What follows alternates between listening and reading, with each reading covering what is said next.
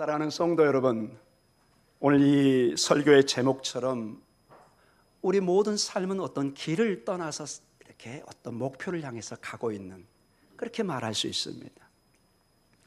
이번 명절에 또 고향집을 찾아갈 수도 있고 지인들을 만날 수도 있고, 항상 우리는 어딘가를 떠나서 누구를 만나고, 또 우리의 믿음도 성경에 보면 우리의 삶은 순례자의 삶이요 나그네의 삶이다. 그 말 자체가 어떤 곳을 향해서 간다는 의미를 가지고 있습니다. 자, 이 믿음의 길에 순례자의 삶, 나그네의 삶이라고 그러는데, 구체적으로 그러면은 믿음이라는 것이 무엇일까? 믿음이라는 것이 무엇일까? 여러분은 수많은 설교를 들었고 정의를 들었을 것입니다. 그러나 사실은 아직도 그 개념을 우리가 바로잡기는 쉽지 않습니다. 이론적으로는 알 수 있지만 그 믿음이 구체적으로 나에게 어떻게 정의되고 생활에서 힘으로 나타나는지는 쉬운 문제는 아닙니다. 특별히 오늘 이 믿음의 여정이라는 제목을 가지고 이 본문을 통해서 우리의 믿음을 다시 한번 체크하고, 어떤 것이 이 본문을 통해서 보면 진짜 믿음일까? 우리가 믿음이란 단어를 쓰긴 쓰는데 정말로 하나님이 원하시는 믿음을 가지고 있는지, 성경에서 말하는 그러한 믿음을 가지고 오늘도 길을 떠나고 있는지, 혹시 내가 가지고 있는 내비게이션이, 지도가 잘못되어 있지는 않는지.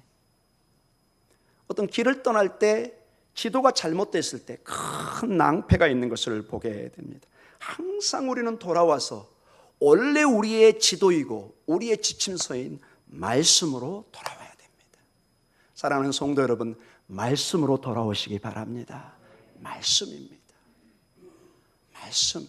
특별히 우리 장로교회, 우리 개혁주의 신앙은 오직 말씀 안에서 하나님을 보고 하나님을 믿고 하나님께 나아갑니다. 이것이 우리의 전부입니다. 말씀을 통해서 우리는 예수 그리스도를 알고, 말씀을 통해서 우리는 하나님이 어떤 분이신 것을 알고, 성령님이 어떤 분이신 것을 알고, 말씀을 통해서 나의 문제와 나의 갈 길과 나의 정체성, 모든 기준이 말씀에 있습니다. 자, 그러한 가운데 오늘 이 본문의 내용을 보면은 큰 두 가지의 다시 표적, 기적의 역사가 다시 한번 강조되고 있습니다. 믿음의 여정에 이제 이 본문을 통해서 보면 먼저 표적이라는 것이 강조됩니다. 자, 먼저 46절을 한번 읽어볼까요? 요한복음 4장 46절. 예수께서 다시 갈릴리 가나에 이르시니 전에 물로 포도주를 만드신 곳이라. 자, 거기까지입니다. 이게 첫 번째 표적 기적입니다. 첫 공생의 시작이 가나 혼인잔치에서 물을 포도주로 만드는, 우리 인생의 가장 새로운 출발이요 기쁨의 상징인 결혼식에서 하나님의 잔치를, 하나님의 임재의 축복을 보여줬던 그 축복의 모습을 보여주고 있습니다. 그러나 동시에 오늘 우리가 보면은 46절에 보면은 왕의 신하가 나오고, 그 왕의 신하의 아들이 지금 가버나움에서 병들어 죽어가고 있습니다. 그런데 그 병들어 죽어가는 그 아들이 나중에 본문을 보면은 살아나는 역사가, 저기 52절에 보면은 7시쯤에 열기가 떨어지기 시작합니다. 그리고 53절에 그 아들이 살아있다는 소식을 듣게 됩니다. 이것이 두 번째 표적이다, 기적이다, 54절에 말씀하고 있습니다. 여러분, 여기서 우리는 두 가지 표적을, 기적을 보면서 하나님의 임재의 역사, 우리의 믿음의 여정에 하나님이 어떻게 역사하는가를 우리가 한 단면을 볼 수가 있습니다. 우리 믿음의 여정에 하나님은 기쁠 때도 역사하십니다. 우리가 기뻐하고 즐거워하고 춤을 출 때 하나님은 천국에서 저 하늘을 위해서 우리와 함께 춤을 추고 기뻐하십니다. 마치 99마리의 양을 놔두고 한 마리의 양을 찾았을 때 목자가 춤을 추는 것, 그건 곧 하늘의 아버지가 잔치를 벌이며 춤을 추는 모습을 상징적으로 보여주는 것입니다. 여러분의 기쁨에 하나님이 함께 기뻐하실 줄 여러분 믿으시기 바랍니다. 여러분 많이 기뻐하십시오. 많이 즐거워하십시오. 정말 웃어도 짧은 인생입니다. 여기 우리 연로하신 우리 어르신 권사님들, 또 우리 장로님들, 우리 교회가 52년 됐잖아요, 여러분. 한 40년 전에 제가 가끔 1층에 그 사진들을 봅니다. 저는 사진을 보면서 많은 걸 느낍니다. 이 권사님이 이렇게 과거에는 젊으시고 미인이셨구나. 얼마나 젊은 분이 거기 서 있는지 몰라요. 여기 권사님들 여기 앉아 계시는데 그 막 대학생처럼 젊은 아가씨가 서 있는 사진도 나옵니다. 이분이셨구나. 세월을 못 이기는 모습을 봅니다. 어찌하리요? 눈 감았다 뜨니까 그 사진의 한 모습이 지금의 모습으로 변해 있습니다. 여러분, 시간 많지 않습니다. 여러분, 많이 축복하시기 바랍니다. 많이 웃으시기 바랍니다. 점점 내 몸이 팔이 심장이 몸이 아프기 시작합니다. 어떤 분이 얘기합니다. 목사님 자꾸 아파요. 속으로 생각합니다. 당연한 일이죠, 여러분. 여러분 인생 70년, 60년, 50년 이 몸을 썼으니 이 몸이 여러분 어떻게 써요? 아픈 것은 당연하죠, 여러분. 목사님 90이 돼도 안 아프게 해주세요. 저 그 능력 없습니다, 여러분. 여러분 주님 앞에 기도하시기 바랍니다. 여러분 그런 거는 없습니다, 여러분. 기계도 모든 것도 시간이 지나면 갈아야 됩니다. 우리의 인생. 그래서 여러분 가끔 저희 집사람하고도 얘기합니다. 벌써 이렇게 시간이 지나가고 있구나. 어떨 때는 막 탄식이 나오죠. 그러나 이렇게 얘기합니다. 그것을 받아들여라. 시간의 흐름을 막을 수가 없습니다. 절대로 여러분 아무리 기도해도 하나님 저에게 20년을 돌려주십시오. 주님이 침묵하십니다. 매우 곤란해하십니다. 사랑하는 성도님, 시간은 흐르고 그 흐르는 속에 여러분 감사하시기 바랍니다. 지금이 기회입니다. 지금이 감사할 때입니다. 20년 후로 가도 동일합니다. 인생은 동일하게 전개됩니다. 지금이 항상 기회고 지금 아직 건강이 남아있을 때, 아직 시간이 있을 때, 아직 내가 감사하고 찬양하고 기도할 수 있을 때 마음껏 찬양하고 마음껏 기뻐하고 마음껏 축복하시기 바랍니다. 가끔 보면 정말 안타까운 인생 제 자신도 봅니다. 이 짧은 인생, 이 아까운 시간을 너무나 엉뚱한 데 소비하는 내 모습을 볼 때 감사하고 기도하고 말씀을 묵상하고 축복하는 데 시간이 부족하는데 투덜투덜하는 내 모습, 원망하는 내 모습. 내 인생이 정말로 짧게 남아있는데 이제 눈 감았다 뜨면 아마 내가 간이 위에 누워있을 수도 있습니다. 사랑하는 성도 여러분, 주님은 우리의 여정에 기쁠 때도 임하십니다. 여러분 많은 기쁨의 추억을 만드시기 바랍니다. 많은 행복한 시간을 여러분이 충분히 만들어낼 수 있습니다. 이제 예배를 마치고 여러분의 가족들, 여러분의 아내, 남편, 아들, 딸들 먼저 가까운 사람들의 소중함을 보시기 바랍니다. 축복하시기 바랍니다. 아멘. 전화 그동안 못 하신 분들 전화하십시오. 아들아, 딸아, 오늘 목사님이 설교하는데 너한테 전화하라고 한다. 꼭 그렇게 말은 하지 마시고요. 사랑한다 아들아, 사랑한다 딸아, 사랑한다 손주야. 여러분 따스한 말 한마디, 격려, 그리고 사랑하는 지인들에게 여러분 그러고도 시간이 많지 않습니다. 여러분 정말로 후회하는 인생은 돌이키면 후회하면은 여러분 그때는 소용이 없습니다. 이미 시간이 기회가 너무 사라져 있습니다. 아직 내가 건강해 있을 때, 아직 내가 병원에 누워있지 않을 때 하나님 마음껏 축복하게 해주시옵소서. 마음껏 찬양하게 해주시옵소서. 마음껏 예배하게 해주시옵소서. 마음껏 내 자식 축복하게 해주시옵소서. 그리고 오늘 본문에 보면 두 번째 표적을 보면은 이 46절의 왕의 신하처럼 우리는 예상치 않는 병듦이 죽음이 다가옵니다. 아무도 또 이것도 막을 수가 없습니다. 우리에게 때로는 슬픔이, 질병이, 병듦이, 신음소리가 납니다. 항상 우리의 가정에 웃음만이, 즐거움만 넘쳐야 되는데 예상치 않은 소식들이 들려오고 내 몸에 변화가 일어나고 내 가족들의 변화가 일어납니다. 사랑하는 성도 여러분, 그 가운데도 주님이 계십니다. 오늘 보니까 믿음으로 주님 앞에 나아가는 이 왕의 신하의 자녀가 치료를 받습니다. 그리고 53절에 그와 온 집안이 믿음으로 변하는, 오히려 그 어려움이, 그 질병이 주님을 만나는 축복의 자리로 변한 것입니다. 여러분, 그래서 우리에게 고통은, 우리에게 어려움은 동전의 양면처럼 축복의 모습을 가지고 있습니다.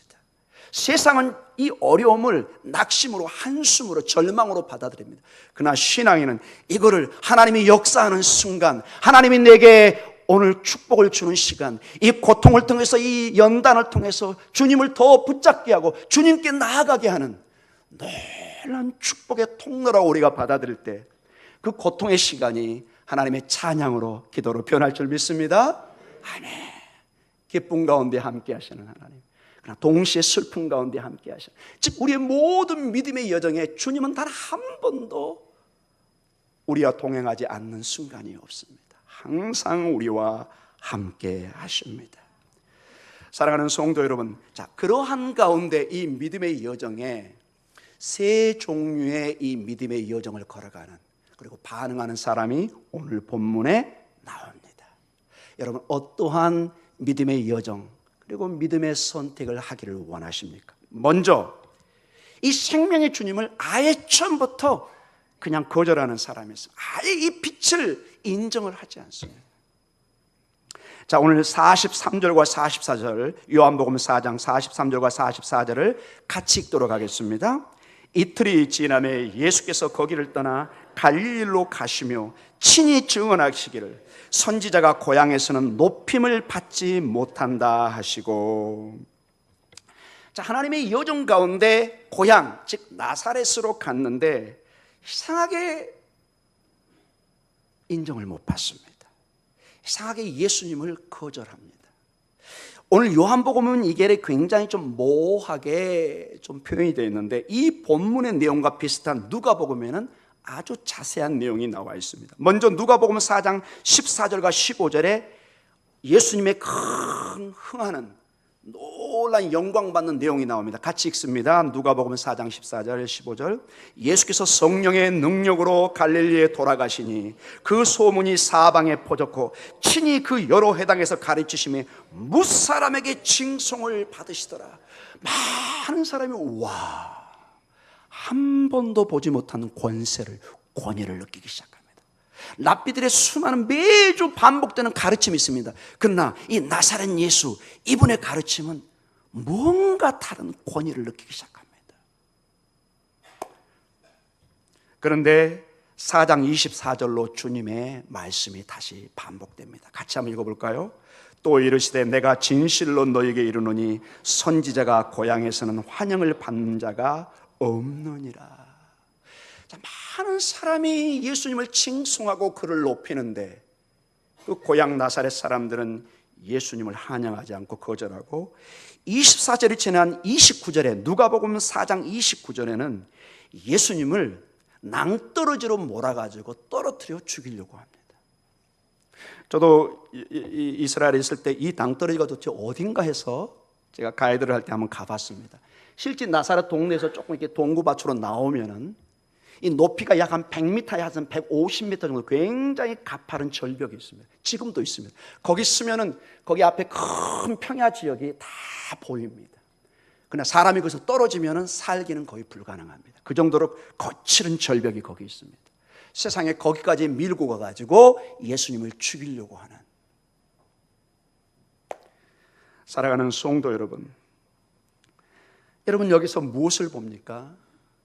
그들이 그토록 믿음이 없다, 함께할 수 없다 그랬던 사마리아와 사람들과 사마리아 여인은 앞선 본문의 내용을 보면 예수님을 믿고 메시아로 믿고 세상의 구세주로 믿는 놀라운 변화의 역사가 일어납니다.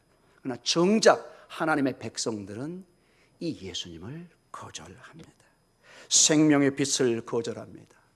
생명을 가질 수가 없죠. 여러분 옆에 있는 이 나무들, 여러분 좀 색깔이 변했죠?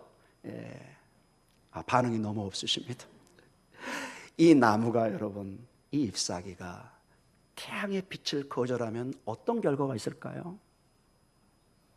죽음밖에 없습니다. 답이 없습니다. 이 나무가 살기 위해서는 오직 태양의 빛을 바라보고 나가야 됩니다. 여러분, 우리는 어떤 믿음의 사람, 어떤 믿음의 여정을 가기를 원하십니까? 이 믿음의 여정에 이 생명의 주님과 함께 가기를 원하십니까? 아니면 독불장군처럼 나 혼자 가시기를 원하십니까? 갈 수 있지만은 그 길은 생명이 없는 길인 것을 알 수 있습니다. 두 번째로, 예수님을 영접을 합니다. 그러나 예수님의 표적, 기적만을 보고 영접하는 사람들입니다. 결국 이 사람들에게 믿음이 없는 것입니다. 자, 예수님을 받아들여요. 믿음이 있는 것처럼 보여요. 그러나 오직 그들의 관심에는 뭐만 있다고요? 예수님의 기적, 표적, 거기에만 관심이 있어요. 예수님이 나에게 무슨 축복을 해주시나, 무슨 또 기적을 하나, 그게 없으면 놀랍게도 떠나가 버립니다. 예수님이 나하고는 이제 비즈니스 할 게 없구나, 떠나가 버립니다. 자, 우리 요한복음 4장 45절의 내용입니다. 같이 한번 읽어볼까요? 갈릴리에 이르심에 갈릴리인들이 그를 영접하니 이는 자기들도 명절에 갔다가 예수께서 명절 중 예루살렘에서 하신 모든 일을 보았음이더이더라. 자, 여기 갈릴리 사람들이 예수님을 영접합니다. 그런데 그 이유가 뭐냐? 명절에 같이 예루살렘에 갔다가 예수님이 하신 일들을 보면서 와우! 저분이 기적을 행하네? 놀라운 권위가 있네? 영접합니다. 여러분, 영접이란 말과 믿는단 말은 좀 다른 문제입니다. 영접은 환영한다는 말에 가깝습니다. 와, 예수님 대단한 분입니다. 인정합니다. 환영합니다. 멋있습니다. 와, 기적을 보면서 환영을 하지만은 믿음의 단계까지는 이르지 못하는 걸 봅니다. 자, 이러한 단계를 48절에 예수님이 이렇게 진단을 내립니다. 우리 요한복음 4장 48절을 읽어볼까요? 예수께서 이르시되 너희는 표적과 기사를 보지 못하면 도무지 믿지 아니하니라. 와, 여러분, 그래서 표적과 기사, 즉 기적이 도움은 되지만 꼭 이것이 믿음에까지 이르게 하는 보장은 줄 수 없다는 것입니다. 출애굽 과정에 여러분 여실히 보시죠. 여러분, 홍해가 갈라지고 만나가 쏟아지고 그 놀라운 기적을 다 보았지만 조금만 불편하니까 출애굽 과정에 불평하고 원망하고 심지어 그들의 지도자인 모세를 죽이려고 합니다. 기적만 바라보면 믿음을 보장할 수가 없습니다. 여러분, 그래서 굉장히 우리가 이걸 구별해야 합니다. 기적을 쫓고 표적을 쫓으면 나중에 교회 역사를 보면 대개 90% 이상이 이단이나 이단 교주가 됩니다. 놀라운 통계 자료가 나옵니다. 그래서 이 부분을 어떤 학자가 좀 분석하는 걸 보면서 제가 굉장히 통찰력이 있다 해서 한번 가져와 봤습니다. 이걸 이렇게 표현한 사람이 있습니다. 운전수에 비교합니다. 자, 이번 여러분 명절 때 곧 추석이 다가오는데 부모님한테도 가시고 지인들도 만나고 여기저기 가실 것입니다. 그러나 생소한 곳을 갈 때는 여러분의 제일 중요한 게 뭐죠? 내비와 동시에 교통 표지판이죠. 이게 평창으로 갑니다, 대구로 갑니다, 광주로 갑니다, 안산으로 갑니다. 근데 어느 날 이렇게 운전해 가다가 어떤 표지판이 매우 멋있게 만들어져 있어요. 여보 여기 씁시다. 내려가지고는 그 표지판을 찍으면서 여보 셀카 뭐 이렇게 막 사진 찍고 그러다 시간 다 보내가지고 목적지를 못 가요. 여러분, 이게 맞는 얘기인가요? 이 표지판의 기능은 뭐예요? 나를 평창에 가게 하는 거죠. 나는 그걸 보면서 여기 머물러 있고 사진 찍는 것으로 만족하는 것이 아니라 평창에 가야 되는 것입니다. 나는 부모님 댁에 가야 되는 겁니다. 속초로, 강릉으로, 부산으로, 대구로, 광주로, 목포로, 안산으로 이렇게 가야 되는 것입니다. 여러분 지역 얘기 안 했다고 서운해하지 마시기 바랍니다. 거기에 머물러서 표지판에 머물러 가지고 사진을 찍으면서 와, 좋다, 멋있다. 이거는 바보에 가깝습니다. 근데 여러분, 우리의 신앙이 표적, 기적에 멈춰 있으면 이 표적과 기적이 예수님을 믿는 것으로, 예수님을 알아가는 것으로, 그분을 내 품에 안아서 믿는 단계로 가야지, 이 표적에 머물러 있으면 우리는 떠나가게 됩니다. 그래서 여러분, 이 요한복음 전체 내용을 보면은 큰 부류를 나눠 놓습니다. 어떤 것을 보고 표정만을 보고 따라오다가 떠나간 사람, 그러나 끝까지 주님을 붙잡고 십자가의 자리까지 가는 말씀의 능력을 믿고 붙잡고 가는 신앙을 보게 됩니다. 한 예로 여러분, 요한복음 20장 29절에 도마의 사건이 나옵니다. 아주 매우 좋은 이해가 될 수 있습니다. 도마가 마침 예수님이 돌아가시고 십자가에 부활한 그 자리에 없었습니다. 그래서 모든 사람이 예수님의 부활과 살아나신 것을 믿고 있는 도마가 나는 그 만져보지 않고 창자국 만져보지 않고 난 못 믿겠다, 못 받아들이겠다, 이렇게 얘기를 했습니다. 그때 주님이 나타나서 이렇게 말씀하십니다.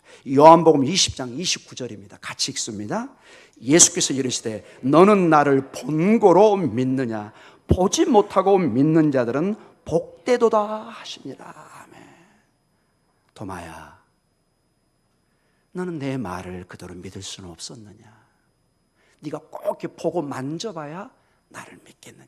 크게 꾸중하는 건 아닙니다. 그러나 이 말이 기록됐다는 것은 모든 교회가 보고 듣고 도전을 받으라는 것입니다. 사랑하는 성도 여러분, 지금 우리는 예수님을 볼 수 없습니다.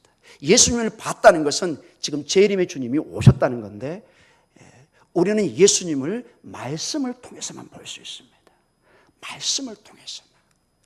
그래서 여러분, 자꾸 저녁에 꿈에 나타나 주세요, 길거리에서 예수님 보게 해주세요, 그런 식으로 예수님 역사하지 않습니다. 주님은 늘 말씀하십니다.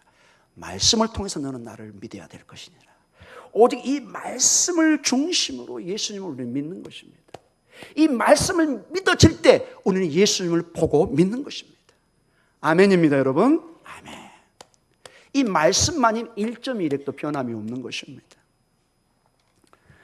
자, 세 번째로 오늘 이 왕의 신화와 같은 믿음입니다. 예수님을 높이고 그리고 그 은혜, 말씀만을 의지합니다. 말씀만을. 자, 요한복음 4장 46절에서 54절인데 제가 다 읽지는 않겠습니다. 먼저 46절 먼저 한번 읽겠습니다. 예수께서 다시 갈릴리 가나에 이르시니 전에 물로 포도주를 만드신 곳이라. 왕의 신하가 있어 그의 아들이 가버나움에서 병들었더니. 자, 왕의 신하, 특별히 왕의 신하란 말이 나옵니다. 이거는 로마 군인이 아니란 뜻입니다. 그 당시 가버나움, 이 디베리아에는 헤롯 안티파스는 헤롯 왕이 거기에 자치 왕으로 있었습니다. 거기에 고관 대작이었습니다. 굉장한 거기에 직위를 가진, 지금 같으면 청와대에 근무하는 사람입니다. 뭐 비서실장, 정치실장 이렇게 볼 수도 있는 굉장한 직위를 가진 사람인데, 문제는 뭐냐? 그 사람의 아들이 병을 들었는데 막 죽어가고 있습니다. 그래서 47절에 우리 다시 한번 읽도록 하겠습니다. 47절입니다. 그가 예수께 유대로부터 갈릴리 오셨다는 걸 듣고 가서 청하되 내려오셔서 내 아들의 병을 고쳐주소서 하니 그가 거의 죽게 되었습니다. 거의 죽게 됐습니다.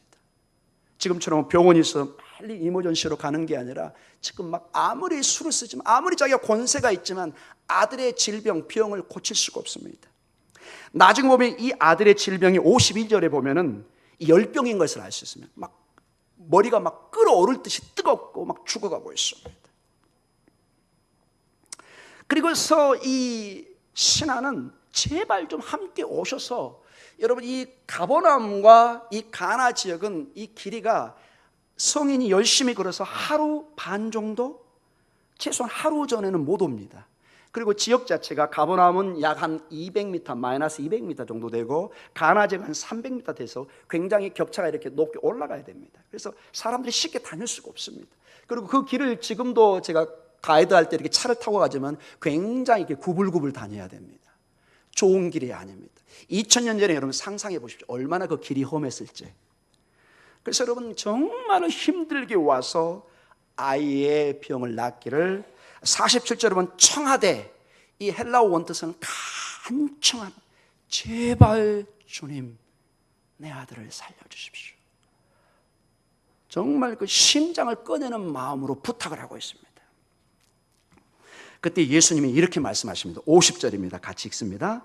예수께서 이르시되 가라, 내 아들이 살아있다 하시니 그 사람이 예수께서 하신 말씀을 믿고 가더니. 여러분, 예수님이 함께 동행해서 가버나움으로 갔나요? 안 갔나요? 안 갔습니다. 말씀만 주십니다. 네 아들이 살았다. 그 사람이, 즉 이 왕의 신하가 그 예수님의 말씀을 믿고 혼자 가는 것입니다. 아마 일반 사람이었으면 아마 혼냈을 것입니다. 내가 누군지 몰라? 나 같은 권세 앞에서 네가 감히 그런 말을 할 수 있어? 빨리 와, 같이 가. 아마 이랬을 수도 있을 것입니다. 그러나 이 왕의 신하는 그대로 말씀을 믿고 내려갑니다. 그러면서 51절과 52절에 사건이 일어납니다. 같이 읽습니다. 51절. 내려가는 길에서 그 종들이 오다가 만나서 아이가 살아있다 하거늘 그 낳기 시작한 때를 물은즉 어제 7시에 열기가 떨어졌나이다 하는지라. 7시, 여기에 6을 더하시면 됩니다. 오후 1시입니다. 오후 1시. 오후 1시쯤에 이 아이의, 주인님의 아들의 열기가 떨어지면서 낳기 시작했습니다. 그런데 그때 이 아버지는 깨닫습니다. 53절로 깨닫기 시작합니다. 아하, 53절 같이 읽습니다. 그의 아버지가 예수께서 내 아들이 살아있다 말씀하신 그때인 줄 알고 자기와 그 온 집안이 다 믿으니라. 가만히 돌이켜보니까 주님이 내 아들이 살았다 할 때가 어제 언제쯤이었다고요? 1시쯤이었습니다. 근데 신하들이 와가지고 종들이 와서 보고하는데 당신의 아들이 1시쯤에 열이 떠나가면서 낫기 시작했습니다. 와, 이건 주님의 말씀의 능력이구나. 그래서 자기뿐만 아니라 온 가족이 예수님을 믿는, 이게 바로 놀라운 두 번째 표적이라는 것입니다. 자, 우리는 여기서 보면서 이 왕의 신하의 믿음의 여정에서 우리가 한번 살펴볼 몇 가지가 있습니다. 우리가 참 믿음이라 할 수 있는 믿음이, 여기 보면은 먼저 이 왕의 신하는 다른 것이 아니라 예수님께 나아갔습니다. 그리고 그를 간청했습니다. 여러분, 자기 신분이 있고 체면이 있는데 수십 킬로에 해당하는 그 길을, 그 험난한 길을 사람을 보내서 오시오, 너 와라, 이렇게 명령하는 것이 아니라 본인이 직접 모든 체면, 이게 중요합니다. 여러분, 충분히 자기 종들을 보낼 수 있어요, 없어요? 있습니다. 권세가 있죠. 힘이 있잖아요. 그러나 자기 아들을 살리기 위해서 본인이 직접 거의 하루 반나절 거리를 걸어서 가나안까지 와서 그 말 한마디 듣습니다. 당신 아들 살았습니다. 그리고 같이 안 갑니다. 그 말을 믿고 갑니다. 이게 여러분 얼마나 놀라운 일입니까? 두 번째로, 왕의 신하의 믿음은 오직 그리스도의 말씀을 믿는 것입니다. 표적이 아니라 말씀. 여기 50절 같이 한번 읽어볼까요? 4장 50절 같이 읽습니다. 예수께서 이르시되 가라, 내 아들이 살아있다 하시니 그 사람이 예수께서 하신 말씀을 믿고 가다니. 여러분, 말씀을 믿고 가는 것이 얼마나 힘이 있는가를 보여줍니다. 표적에 힘이 있는 것이 아니라 기적에 힘이 있는 것. 그건 잠깐입니다. 기적은 항상 주어지지 않습니다. 여러분, 표적은 항상 우리의 마음을 도움은 주지만 그것이 내 구원을 보장하지는 않습니다. 그러나 말씀을 믿을 때는 그 말씀은 우리를 영원히 붙잡는 것입니다. 말씀은 어제나 오늘나 영원토록 통일한. 왜냐? 말씀이 예수님이잖아요. 요한복음 1장 1절의 출발이 말씀이 바로 하나님이시다 말씀하십니다. 말씀의 능력이 있기 때문에 그 말씀이 우리를 붙잡는 것입니다. 풀은 마르고 꽃은 지지만 여호와의 말씀만이 영원히 서 있는 것입니다. 영원히 서 있는 주님의 말씀을 붙잡아야 됩니다. 둘째로, 이거는 여러분이 오해 없이 잘 들어주시기 바랍니다. 왕의 신하의 믿음이 이 아들의 병을 고친 것이 아니라는 것입니다. 언제는 믿음을 강조해놓고 왕의 신하의 믿음이 아이를 구원한 게 아니다? 이게 무슨 말일까요, 여러분? 여러분, 사랑하는 성도 여러분, 큰 우리가 오해를 하나 벗어나야 됩니다. 내 믿음이 강하면, 내가 큰 믿음을 가지면 구원이 이루고 축복이 이루고 그것도 언뜻 맞는 것처럼 보입니다. 그러나 반드시 반드시 한 가지 명확하게 짚고 가야 될 게 있습니다. 여러분, 내 믿음이 그 아이를 낳게 하고 나에게 구원을 주는 것이 아닙니다. 예수님이 그 아이를 낳게 하는 것입니다. 예수님이 우리의 믿음을 주신 것입니다. 이게 왜 중요하냐? 가끔 신앙생활하고 상담을 해보면 이런 현상이 있습니다. 목사님, 제 믿음이 점점 약해집니다. 요즘에는 내가 구원 받았는지 못 받는지도 의심스럽습니다. 여러분, 우리가 우리의 감정의 폭에 믿음을 두면은 내 믿음이 강할 때는 천국을 간다고 확신이 드는데 내 믿음이 약해지면은 지옥에 가 있어요. 우리의 믿음, 우리의 구원이 내 감정으로 왔다 갔다 하는 거예요. 오늘은 천국, 내일은 어디가 있다고요? 지옥에. 여러분, 성경에서 말하는 구원은 그렇게 이루어지지 않습니다. 구원은 오직 예수 그리스도가 주는 전적인 은혜요, 변화시킬 수가 없는 것입니다. 아멘. 내가 감정적으로, 신앙적으로 약해졌다고 내 믿음이 취소되고 없어지고 이런 식으로 작동하지 않습니다.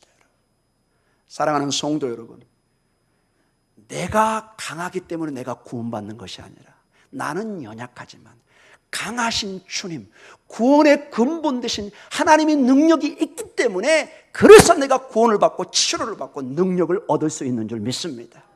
나는 연약하고 부족하지만은 그 능력의 주님을 믿는 것입니다. 내가 믿는 대상이 강하기 때문에 그분의 능력이 나를 붙드는 거지 내가 강해서는 아닙니다. 하루에 수십 번도 나는 거짓말하고 넘어지고 쓰러지고 원망하고. 여러분, 솔직히 저나 여러분 한번 내놔 보십시오. 우리의 생각이나 행위로 구원받을 수 있습니까? 불가능합니다. 가끔 굉장히 선한 사람이 보입니다. 굉장히 도덕적인 사람이 보입니다. 그러나 나중에 그 사람들의 글을 한번 봐보십시오. 얼마나 내면의 고민과 고통과.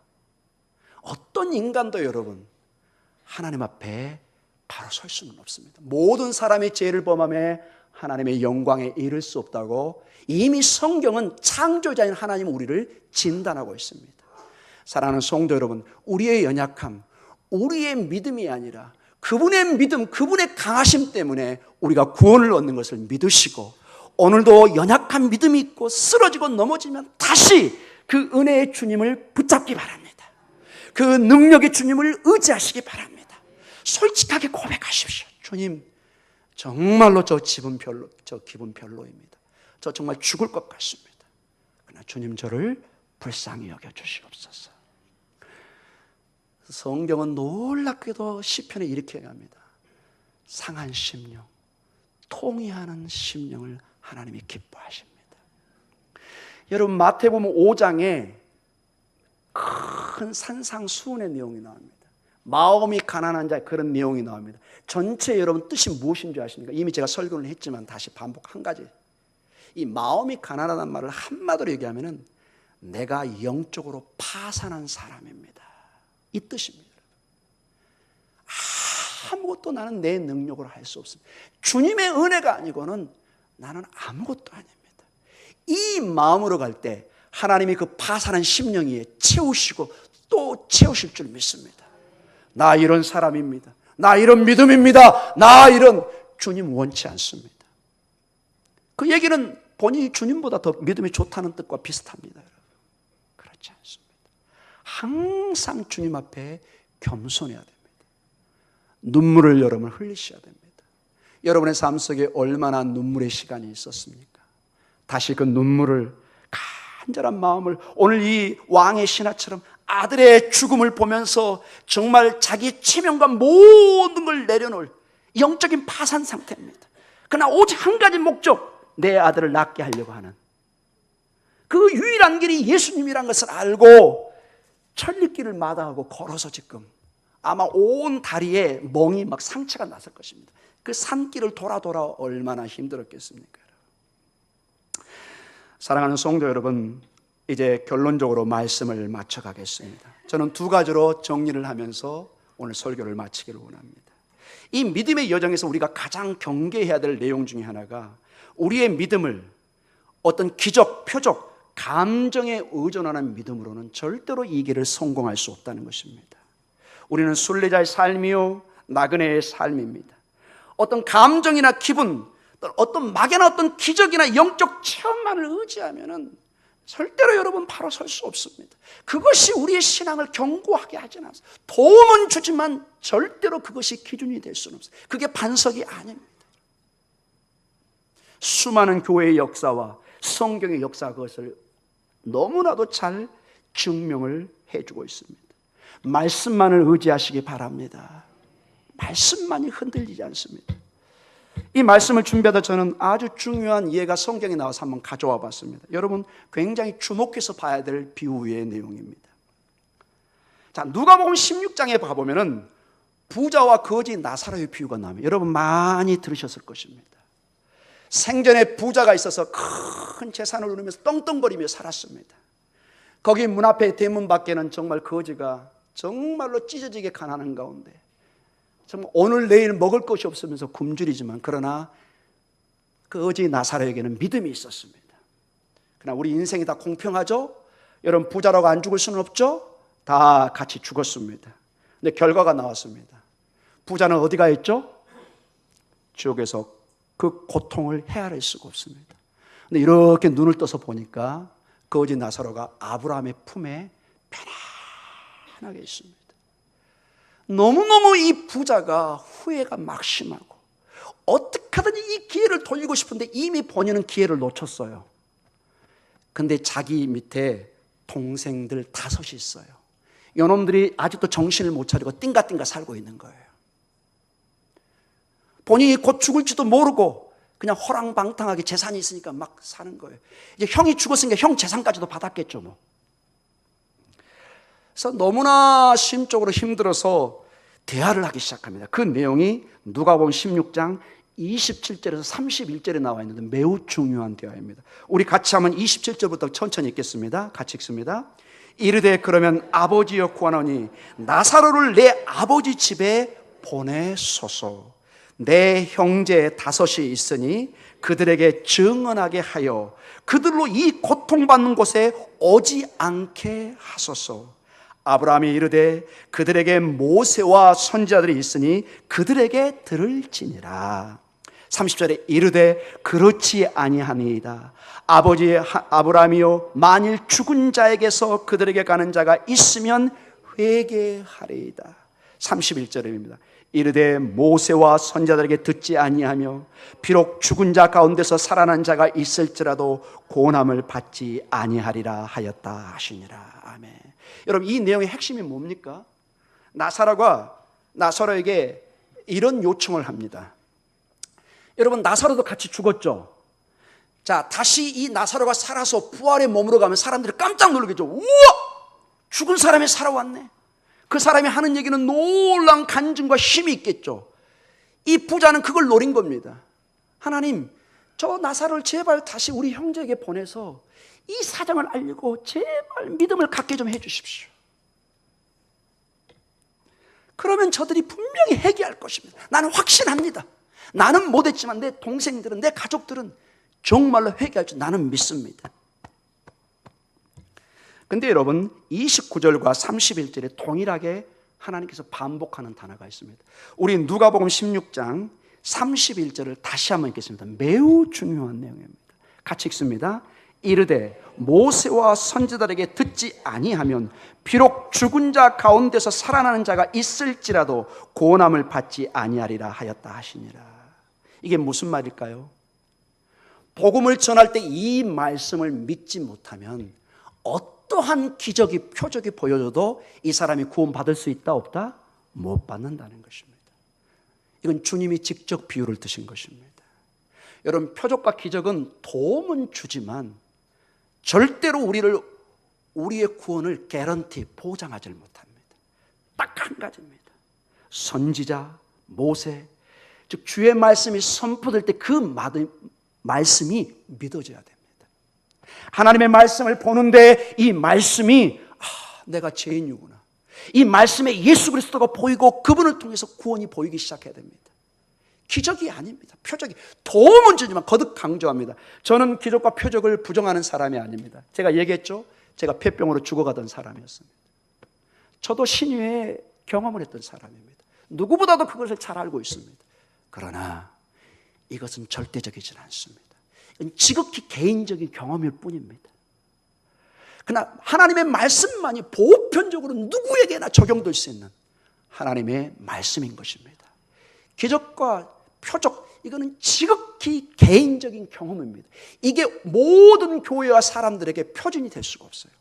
이 표준을 요구하는 데가 바로 이단들입니다. 우리 교단만이, 우리 이곳만이, 신천인만이 기적이 있고 이런 식은 굉장한 문제를 일으키는 것을 보게 됩니다. 그래서 여러분, 우리는 이러한 말씀을 듣고 진정한 믿음의 여정에서, 진정한 믿음이라는, 그래서 결론적으로 제가 이렇게 맺고 싶습니다. 계속적으로 말씀을 붙들고 믿는 것입니다. 여러분, 요한복음 6장에 보면 곧 이제 우리가 설교를 하겠지만 놀라운 사실 하나가 있습니다. 6장쯤 가면 그 전에 물이 포도로 변하는 기적이 있었습니다. 왕의 신하가 치료받는 기적이 있었습니다. 5장쯤 가면 38년 된 병자가 났습니다. 6장에 가면 오병이에요. 5천 명이 먹이는 큰 기적의 사건이 있었습니다. 그걸 봄에도 불구하고 여러분, 요한복음 6장 66절에서 69절까지 내용을 한번 봐보시면 놀라운 현상이 하나가 있습니다. 같이 요한복음 6장 66절 같이 읽겠습니다. 그때부터 그의 제자 중에서 많은 사람이 떠나가고 다시 그와 함께 다니지 아니하더라. 자, 여기까지만 읽겠습니다. 그 기적을 보고 처음에는 와우 모였다가 이제 별로 그게 안 보이거든. 어떻게 한다고요? 떠나갑니다. 기적만을 쫓으면은, 실망하면, 본인의 그것이 채워지지 않으면은 돌아선다는 것입니다. 본문이 그렇게 얘기하고 있습니다. 여러분, 기적은, 이적은 도움은 되지만 절대적으로, 저는 얘기했습니다. 여러분, 필요 없다는 얘기는 저는 절대 하지 않습니다. 정말로 필요하면 도움이 됩니다. 그러나 그것이 우리의 반석은 아닙니다. 이러한 떠나는 모습을 보면서 주님이 너무 마음이 씁쓸합니다. 너무나 마음이 아픕니다. 그러면서 67절에서 69절로 유명한 질문을 합니다. 오늘 여러분에게 주시는 말씀입니다. 우리 67절부터 다시 읽겠습니다. 예수께서 12 제자에게 이르시되 너희도 가려느냐? 시몬 베드로가 대답하되 주여, 영생의 말씀이 주께 있사오니 우리가 누구에게로 가오리까? 우리가 주는 하나님의 거룩하신 자인 줄을 믿고 알았사옵나이다. 아멘. 막 떠나갑니다. 냉정하게 떠나갑니다. 그때 11제자에게 얘기합니다. 너희도 떠나가려고 하니? 너희는 지금 어떠니? 베드로가 좀 부족함이 있지만 확실히 반장감은 반장감입니다. 베드로가 역시 딱 나와가지고 주님, 그런 말씀 마세요. 주여, 영생의 말씀이 주께 있사오니 우리가 누구에게로 가오리까? 아멘. 주님 떠나면 죽는다는 것을 이 베드로는 비록 믿음이 연약했지만 분명히 알고 있었습니다. 주님, 영생이 주께 있는데 우리가 어디로 갑니까? 저는 이 말씀을 준비하다가 여호수아의 그 마지막 장이 생각났습니다. 마지막에 이제 연로에서 돌아가시기 직전에 온 가족과 모든 부족을 다 부릅니다. 이제 너희가 선택해라. 하나님이냐 바알이냐.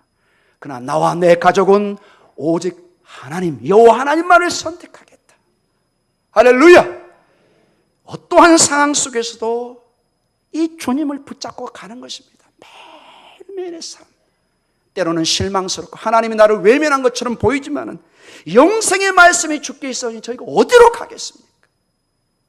넘어지고 쓰러져도 다시 일어서서 말씀을 붙잡고 가는 것입니다. 여러분, 그래서 진짜 신앙이 무엇입니까? 이 본문을 통해서 보면은 어떻게 신앙을, 진짜 신앙인지 아닌지를 보여줍니까? 뭐죠, 여러분?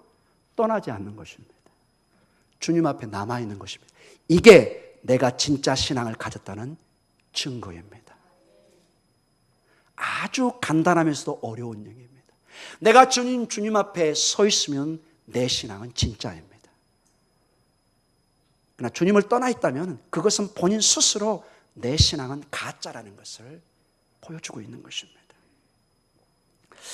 요한 1서 2장 19절에 이런 엄한 말씀이 있습니다. 요한 1서 2장 19절 같이 읽습니다. 그들이 우리에게서 나갔으나 우리에게 속하지 아니하였나니 만일 우리에게 속하였더라면 우리와 함께 거하였으니와 그들이 나간 것은 다 우리에게 속하지 아니함을 나타내려 함이니라. 신앙을 떠나는 것은 변명의 여지가 없다는 것입니다. 주님께 속하지 않았다는 것을 보여주는 것입니다. 사랑하는 성도 여러분, 여러분과 여러분의 가정은 오직 오늘도 내일도 매일매일의 삶에 주님만을 붙드는, 그래서 비록 내놓을 것은 많지 않지만 내 신앙이 주님 앞에 진정한 믿음인 것을 보여주시기 바랍니다. 아멘. 좀 시간이 갔지만 한 가지만 말을 덧붙이면서 마치기를 원합니다. 이 본문을 보면서 어떤 사람이 이런 비유를 들었습니다. 어떻게 당신이 지금 결혼 생활을 하고 있다는 것을 증명할 수 있습니까? 이렇게 물었습니다. 대개 사람들은 어떻게 증명할까요? 여기 결혼 반지 있잖아요. 여기 증명서 있잖아요. 여기 우리 결혼 앨범 있잖아요. 여러분, 근데 그 특징이 뭐죠? 전부 다 과거의 것입니다. 지금 내가 결혼했다는 것을 어떻게 알 수 있을까요? 하루 종일 수고하고 애쓰고 몸부림치다가도 저녁에 어디로 돌아가요? 집으로 돌아가서 사랑하는 아내, 가족들을 만나고 또 거기서 지지고 볶지만 또 같이 자고 아침에 일어나서 또 새로운 삶을 시작하고, 부인할 수 없는 내 결혼의 삶을 보여주는 것입니다. 미우나 고우나 그 아내와 자식들하고 부딪히면서 미운 정, 고운 정 들어가면서 이 죽일론 살면 싸우지만 가서 그래도 그 아들 때문에, 그 아들놈 때문에, 그 딸놈 때문에, 그 손자 때문에 내가 오늘 수고한다, 이런 마음을 갖고 있는 것입니다. 이게 굉장히 현실적인 문제고 우리의 삶의 문제입니다. 우리의 모든 하루가 그렇게 시작되고 그렇게 맞춰집니다. 다람쥐 쳇바퀴 돌던 그런 인생이지만 매일 모습은 이러한 갈등과 고난 속에서도 그러나 가정을 지키고 애쓰고 수고하는, 이게 내가 결혼했다는, 내 가족이 있다는 증거입니다. 여러분, 맞지요? 이거를 우리가 피할 수가 없는 거잖아요. 우리의 신앙도 마찬가지입니다. 어떤 과거의 사건에 머물러 있는 것은 진정한 신앙이 아닙니다. 나 과거에 기적받았어, 체험받았어. 그런데 지금 매일매일 신앙으로 싸우고 있는 것입니까? 매일매일 주님의 말씀을 붙잡고 나아가고 있는가? 이게 중요한 것입니다.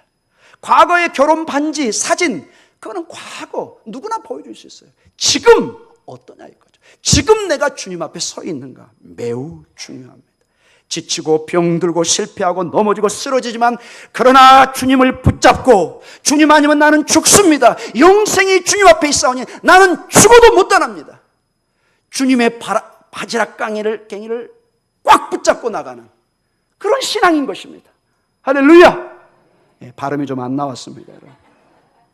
그것이 내가 믿음이 있다는 것입니다. 과거에 머무는 것이 아니라 지금, 비록 내가 연약하지만 내 주님을 안고 믿음의 여정을 떠나가는, 쓰러질 때는 주님을 부르고 의지하면서 나아가는 복된 여러분의 믿음의 여정이 되시기를 간절히 축원합니다. 기적은 멀리 있지 않습니다. 저 산에 있지 않습니다. 기도원에 있지 않습니다. 여러분의 가정에 있습니다. 오늘 이 예배에 있습니다. 여러분의 자녀 가운데 있습니다. 여러분이 축복하고 사랑하고 기도하면 그곳에 하나님의 기적이 임하는 것입니다. 할렐루야. 그러한 기도 속에 여러분의 치료와 고침과 회복의 역사가 임할 줄 믿습니다. 우리 다 같이 기도하겠습니다.